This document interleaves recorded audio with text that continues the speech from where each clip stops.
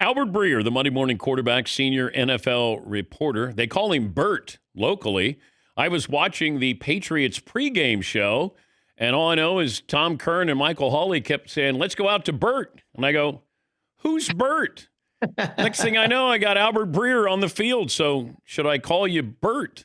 You can call me whatever you want, Uh, Dan. I never correct anybody on that. So whatever you're most comfortable with, I'm good with. okay, if Phillip Rivers is the answer, I don't want to know the question, but I do have to Yeah. ask that question. If not Phillip Rivers, what are the other options for the Colts as a backup quarterback or starting/backup quarterback? I mean, the plan, if it's not Riley Leonard, which we'll see, he's got the sprained knee. If it's not Riley Leonard, Brett Rippon, who does have experience and has played in the NFL, would probably be the next answer. And you'd be working out some guys on Tuesday, which is today, to try to figure out, where you can go. This is really sort of um, like a perfect storm of quarterback crap for them, like in dealing with Daniel Jones getting hurt, and I'm not making light of it, but like Daniel Jones having the torn Achilles after playing on a fractured fibula.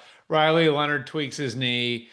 You've got Anthony Richardson, who has the orbital injury. Like from what I understand, he's still resting that eye. There's no timetable for his return. And you've got a team that's clearly reeling. There's lost 3 games in a row. That's got a gauntlet down the stretch. Has Seattle and San Francisco the next couple of weeks. If you're Chris Ballard and Shane Steichen and the guys in charge there, you're doing everything you can to try to create some level of hope that they can, dig what was an incredibly promising season out of a ditch. And so I'm sure we'll get more into why Phillip and all of that, but there aren't a ton of options. We're past the trade deadline. The guys that are out there for a pretty clear reason. You're not available at the most important position on the field this time of year if there are a lot of teams that think he can help. He hadn't played in 5 years. Now, granted, Yeah. I don't think his arm strength is going to be lesser because it wasn't great. I didn't have mobility. But, I mean, can you see a scenario where Phillip Rivers is playing football the rest of this season? Well, so he had his workout last night, and my understanding is he threw it pretty well. But like you said, like I think you sort of expect that. I remember having this conversation with Joe Flacco earlier this year, and he said to me, he's like, I think I'm going to be able to throw at an NFL level until I'm 50. He's like, I don't think my arm strength's going away. And I think anybody, like even like a suburban dad like me, like I can go out and throw the football in the backyard. I can't run like I used to, but I can go out and throw the ball to my kids. So I think that's one of the like that's one of those things where it's like, yes, he can still throw the ball. He's been coaching high school football, so he's been around it, coaching his son down there in Alabama, and he has been working out and training NFL and college quarterbacks over the last few years. So he's stayed connected. He's stayed working. He's still throwing. That's not the question. The question is, can he still move around enough to protect himself? Has he been doing the work to keep himself in the shape he needs to be in to do that? And then I think the big question is how are you going to take a hit? That's the thing is like I don't think anybody can project, what's going to happen if he were out there on Sunday and Byron Murphy, the 3 technique from Seattle, gets through the line and buries him. Like, is he going to be able to get up from that? I think that's probably the biggest question. And I think the timing of it is a question too. You mentioned the 5-year layoff. You remember Drew Henson, right? Yep. Back in the day. So for those who don't know, if Drew Henson, had come out of Michigan, in 2022 and had kept playing football at Michigan, if he had come out in 2022, he might have been a contender to be the first overall pick. Instead, he takes the money and goes and plays for the Yankees. That doesn't work out. He tried to come back to football a few years later. Well, I remember talking to some Cowboys people. I covered the Cowboys on the beat a few years after that. And I remember having just casual conversation with people about Drew Henson and why he didn't make it. Because physically, he's very talented. He was a really good quarterback at Michigan, the successor to Tom Brady there. And, what the Cowboys people said to me was, you don't understand when you're away from it, how quickly the timing goes away and how hard it is to replicate that. And all the things that go along with being able to stand in the pocket with your eyes downfield with, 250, 300-pound guys who are elite athletes coming at you at full speed. Like, there's no way to replicate that. So if you're out of it for a few years, it's hard to get it back. And their thing was that's what happened to Drew Henson, right? Wouldn't that apply here too? I mean, I know Rivers obviously has a ton more experience, but if you've been out of it, I would think the timing of it would be an issue too. So there's a ton of reason to ask questions about it. And I think, if nothing else, like this at least shows the Colts locker room that Steichen and Ballard are doing everything they possibly can to create some modicum of hope. Whether or not it can actually work, I think, I don't know that anybody has the answer to that question because this feels pretty unprecedented. Why is the trade deadline where it is during the season? Well, I mean, the main reason is so you don't see teams dumping players late. That's the main thing is, what the NFL wants to avoid is a situation where you have, some 3-win team or 2-win team and the general managers or buddies or whatever. And you see competitive balance getting thrown off because this player or that player is getting moved to another team at the end of the year. Now that team that's already non-competitive becomes even less competitive. I think it has more to do with that, in that like your team is your team. They have done work to move it back. I mean, this DP as well as anybody. Like the last few years, they have been in those situations where it's like, okay, like we're going to move it back another week. And I've actually seen some of the data on this, which is interesting, that the percentage of the season that's done when they have a trade deadline is lower in football than it is in baseball or basketball. And the case for moving it back even further than it is now is to kind of get it up to that standard that you see in other sports. But the main reason why is like the NFL wants to avoid a situation where, you have teams end of November, beginning of December, dumping all of these players, can affect attendance at games, can affect the competitiveness of certain matchups. That's really the reason why. Talking Albert Breer, the Monday Morning Quarterback senior NFL reporter. You have this proliferation of long field goals in the NFL. And we're about aesthetics. Yep. And I don't know if the competition committee has ever addressed, can you raise the crossbar? Like, is there something that they've gotten too good at this? Yep. Like, just like the extra point that would maybe change the philosophy of all these longer field goals here. Yeah, I think there are things you could do. You could raise the crossbar, you could narrow the uprights. I think you got to look at the reasoning why this is happening too. Like I had a really good conversation with Nick Folk about this, a couple of weeks ago, and he's obviously been doing it for a long, long time. I believe this is his 19th year in the NFL. And so I asked him, I said, like, what do you think it is? He said the K ball is definitely a factor. Now, again, for those who don't know, explain the K ball. Explain the K ball. Right. So I guess we can relate this to Deflategate.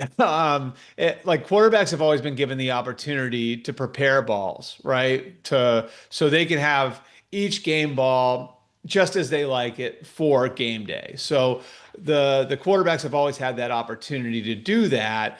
They didn't allow kickers to do that until this year. So now kickers have the same opportunity to prepare the K balls, which are the balls that are there for the kickers.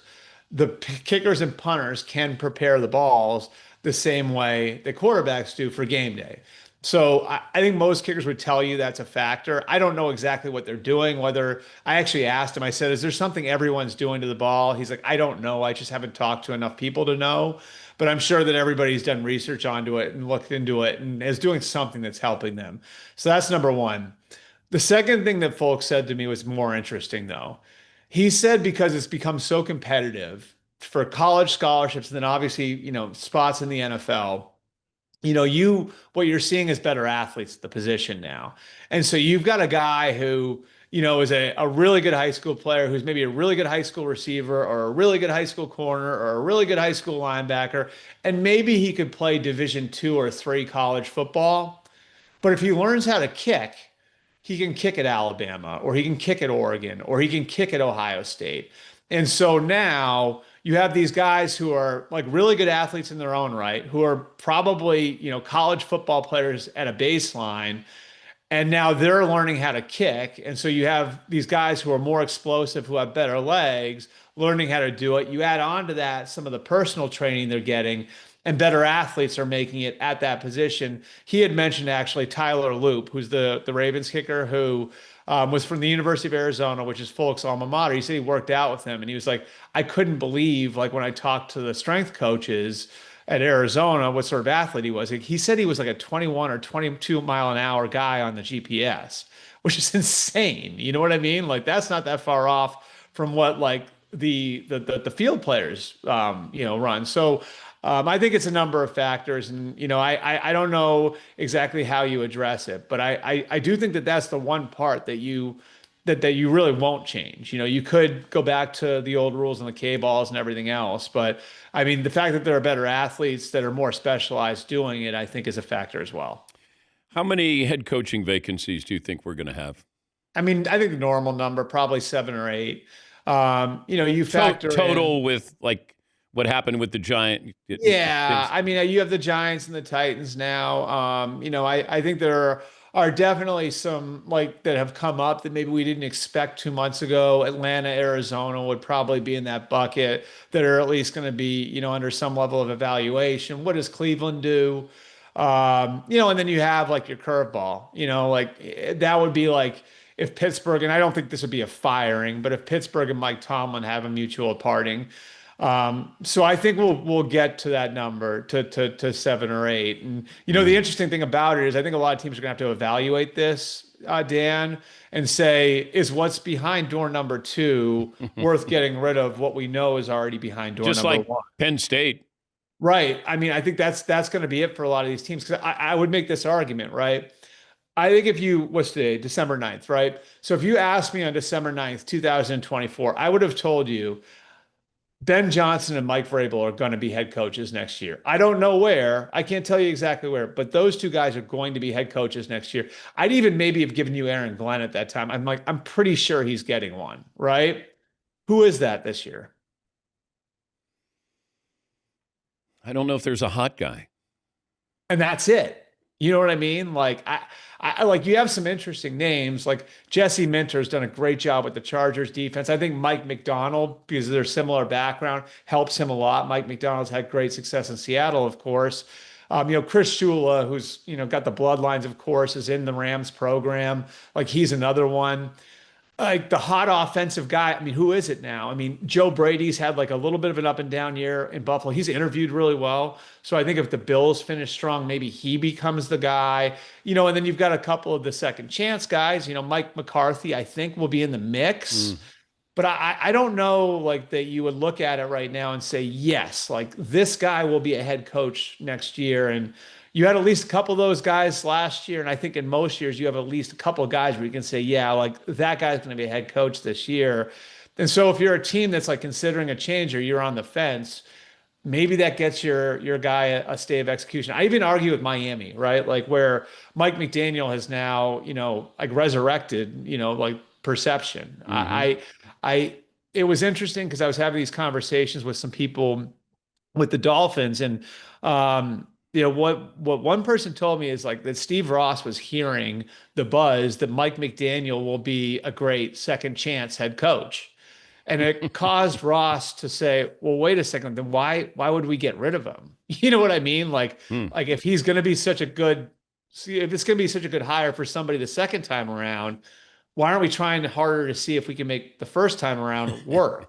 So if you're them now and you're the Dolphins, you're looking at it and you're saying, okay, we fired the general manager. Now Mike McDaniel has this team at 6-7. And going into Pittsburgh on Monday night with a chance to get to 500, we're not eliminated from the playoffs. We haven't lost since we fired the GM on Halloween. Wouldn't you think twice about that? So I think that's part of the equation for a lot of these teams. Thanks again, Bert. Good to have you on. You got it. You can call me whatever you want, Dan. Albert Breer, the Monday Morning Quarterback senior NFL reporter. Yeah, I stumbled on to the Patriots pregame show, and our good buddy Tom Kerr and Michael Holley, they're like, let's go out to Bert.